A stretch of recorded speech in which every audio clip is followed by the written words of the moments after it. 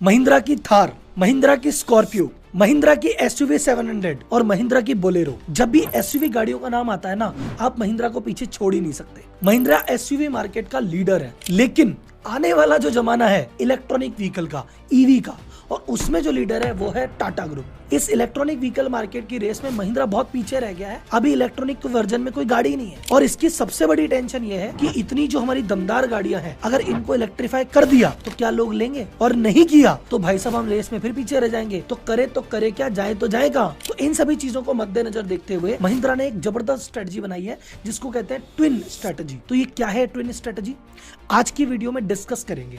मैं आज से आपके लिए इस वीडियो के माध्यम से स्टार्ट कर रहा हूं एक मिनी केस स्टडी सीरीज, जहां पे मैं टॉप इंडियन कंपनीज के एक स्ट्रेटजी को डिस्कस करूंगा कि कैसे किसी पर्टिकुलर प्रॉब्लम को वो कैसे सॉल्व कर रही है। इससे हमको बहुत कुछ सीखने को मिलेगा और अपने बिजनेस, अपने व्यापार और अपनी लाइफ में अपन कुछ उन्नति कर पाएंगे। तो जनता जनार्दन की जय बोलते हैं और करते हैं वीडियो की शुरुआत।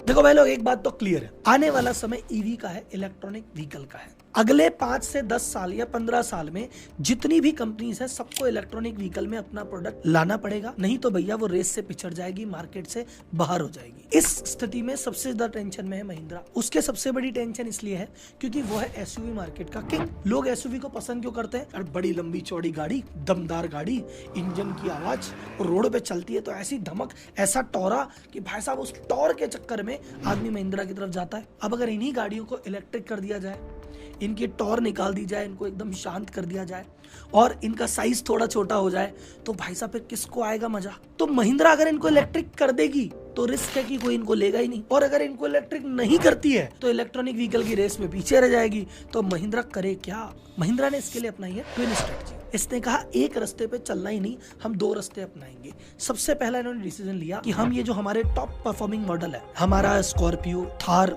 एक्सयूवी, इनको 2027 तक इलेक्ट्रीफाई करने के बारे में सोचेंगे भी नहीं।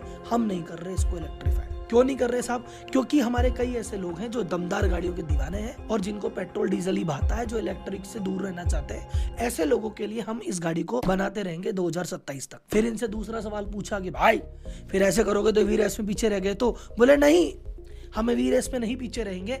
हम इलेक्ट्रॉनिक व्हीकल के लिए नए 5 ब्रांड लेके आ रहे हैं अगले 4 साल में। तो अब हम क्या कर रहे हैं? हम 2 स्ट्रेटजी बना रहे हैं। तो एग्जिस्टिंग पोर्टफोलियो है, इसको टच नहीं करेंगे, इसको पेट्रोल रहने देंगे, और नया जो सेगमेंट है वो पूरा ईवी का ही लेके आएंगे। तो दोनों ही काम सध जाएंगे। तो महिंद्रा का कहना है, देखो हमारे 2 तरह के कस्टमर है। एक करंट कस्टमर है जो हमारी गाड़ियों को इसलिए लेता है क्योंकि उसे इंजन की साउंड पसंद है और वो आउटडोर ट्रिप पे जाता है, लंबी ट्रिप पे जाता है, तो उसको इन्हीं गाड़ियों पे भरोसा है, वो और किसी के भरोसे नहीं जा रहा। तो जो लंबी ट्रिप पे जाता है, अभी तक इंफ्रास्ट्रक्चर इतना डेवलप नहीं है, इतने चार्जिंग स्टेशन नहीं है कि ईवी गाड़ी सर्वाइव कर पाए, और ईवी जब गाड़ी होगी तो आदमी इतना लंबा रिस्क लेगा नहीं। तो अगर मैंने इनको इलेक्ट्रीफाई कर दिया तो मेरी सेल डाउन होगी। तो इनको 2027 तक जैसी है वैसी चलेगी।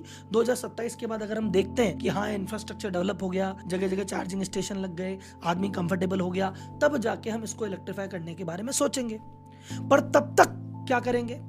जो ऐसा यूजर है जो कह रहा है कि नहीं मुझे तो एनवायरनमेंट की फिक्र है, मुझे तो इलेक्ट्रिक व्हीकल अभी के अभी चाहिए, जो व्यक्ति ऐसा है कि मैं बाहर जाता ही नहीं, मुझे तो सिटी में चलाना है, मैं तो लूंगा, या जिसमें एक व्यक्ति कह रहा है मेरे पास पेट्रोल डीजल एक तो ऑलरेडी है, एक ईवी भी लेके देख देता हूं, तो ये सेगमेंट भी बहुत बड़ा है, इसको भी नहीं छोड़ना चाहिए।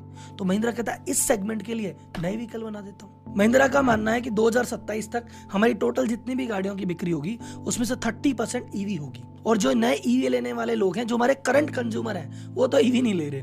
ईवी लेने वाले नए कंज्यूमर आएंगे, हम उनको पकड़ना चाहते हैं। इस समय आपको इलेक्ट्रॉनिक मार्केट की पिक्चर अगर आपके सामने रखूं, 75% मार्केट पे टाटा मोटर्स का कब्जा है। 100 में से 75 गाड़ियां टाटा की बिकती है, और टाटा इस लीड को आगे तक मेंटेन करना चाहता है। अब आप सोच रहे हैं सर जी महिंद्रा तो रेस में बहुत पिछड़ गया, इसने तो अभी तक चालू ही नहीं किया। देखा जाए तो महिंद्रा इस रेस का सबसे पहला प्लेयर है। 2010 में महिंद्रा लेके आया था Rewa, first electric car of India. फिर उसके बाद इस रीवा पे बेस्ड करके E20 एक मॉडल लेके आया था, लेकिन उस समय भाई साहब ना इसकी बैटरी लाइफ थी, ना कोई बहुत लंबी रेंज थी, तो ये प्रोडक्ट बुरी तरह पिट गया था। और एक नया वेरिएंट इन्होंने लॉन्च किया था E-Verito, वो तो प्रोडक्शन चालू होकर बाजार में आया ही नहीं, पहले ही इन्होंने बंद कर दिया। तो इलेक्ट्रॉनिक व्हीकल के मार्केट में ये ऑलरेडी हाथ जला के बैठे हैं, और जो रेस में ये पहले होने चाहिए थे, अब ये रेस में सबसे आखिरी हो गए। पर ये इसके लिए क्या कहती है इनकी टीम कि भैया कोई बात नहीं, हम रेस में आखिरी हैं, या हम रेस में छूट गए, लेकिन अब हम भरपाई कैसे करेंगे? अगले 4-5 साल में इतने मॉडल, इतनी रेंज लाके पटक देंगे कि बाजार में बहुत बड़ा मार्केट है। मतलब जितने भी पेट्रोल डीजल वाले हैं वो आगे पीछे 5-10 साल में जाना ही है। अब इतना बड़ा मार्केट है तो हमको कुछ ना कुछ तो मिल ही जाएगा। हम मार्केट को बम्बार्ड कर देंगे, इतने प्रोडक्ट लेके आएंगे। और महिंद्रा कह रहे हैं कि हमारा पहला फेलियर इसलिए था कि हमारी जो रेंज थी ना वो कम थी और बैटरी कमजोर थी। अब की बार ऐसा नहीं होने देंगे। इनके रिसर्च हेड कहते हैं कि जो महिंद्रा का हम नया मॉडल ईवी में लेके आ रहे हैं, इस सेगमेंट की मोस्ट पावरफुल एसयूवी होगी अब तक की। वो कह रहे हैं इसकी रेंज होगी 650 किलोमीटर से लेके 750 किलोमीटर। इसकी बैटरी कैपेसिटी होगी 62 किलोवाट से लेके 80 किलोवाट तक, जो कि XUV 400 की तुलना में लगभग डबल है। जहां XUV 700 इंजन वाली 0 to 100 10 सेकंड में जाती है, ये इलेक्ट्रिक वाली 5 सेकंड में जाएगी। आप वो डिफरेंस देखोगे जो एक कमर्शियल प्लेन में और फाइटर प्लेन में होता है। और रही बात ई मोटर्स की और लिथियम आयन बैटरीज की, वो हम वोल्क्सवैगन से ले रहे हैं जो ऑलरेडी बना रहे हैं। प्रोडक्ट लेवल पे महिंद्रा में एक चेंज और हो रहा है कि जैसे जो इनकी नई ईवी आ रही है XUV.E8, वो कह रहे हैं बॉर्न ईवी प्लेटफॉर्म पे बनाएंगे।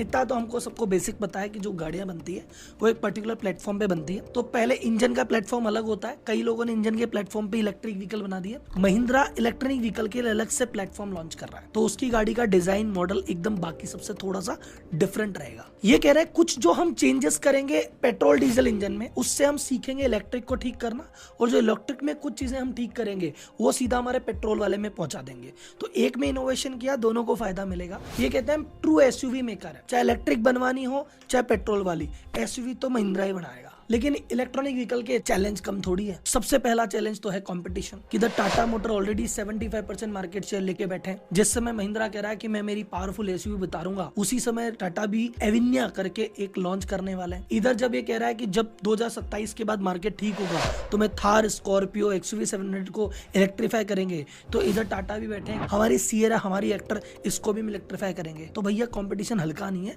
रहने तो दमादम वाला है। तो इस जंग के लिए बहुत सारे पैसों की जरूरत होगी, और टाटा मोटर वो भी $1 बिलियन ऑलरेडी रेस कर चुका है, यानी 8,000 करोड़ से ज्यादा पैसे टाटा ग्रुप उठा चुका है इस जंग को लड़ने के लिए। और भी महिंद्रा ने भी कुछ समय पहले 500 मिलियन यानी उसका आधा 4,000 करोड़ बाजार से उठाए, और अभी खुद के और रिसोर्सेज से 10,000 करोड़ का इन्वेस्टमेंट ईवी सेक्टर में अगले 5 सालों में करने वाले हैं। तो हमने देखा महिंद्रा कह रहा है पुरानी को चलने दो, जब मौका आएगा तब इलेक्ट्रीफाई कर देंगे, और जब तक वो मौका आता नहीं तब तक नई रेंज लॉन्च कर देते हैं। अपॉर्चुनिटी इसके पास पूरी है, मार्केट पूरा खुला पड़ा है, बट कुछ चैलेंज भी है। एक चैलेंज जो महिंद्रा के साथ तब से लेके अब तक हमेशा रहा है, और ये चैलेंज आगे भी रहा तो बहुत बड़ी दुविधा हो जाएगी।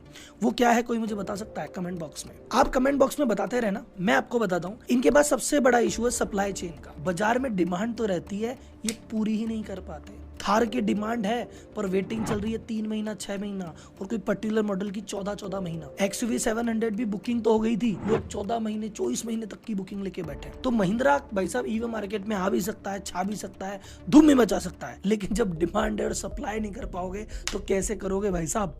तो महिंद्रा ग्रुप पूरा कह रहा है कि इस पे हमारी नजर है, हम नई फैक्ट्री लेने का प्रयास कर रहे हैं, कुछ आउटसोर्स करने का प्रयास कर रहे हैं। लेकिन अगर ये प्रॉब्लम उन्होंने दूर कर दी तो शायद ईवी मार्केट में छापा है, और ये नहीं हो पाई तो फिर एक बहुत बड़ा चैलेंज महिंद्रा के लिए हमेशा रहेगा।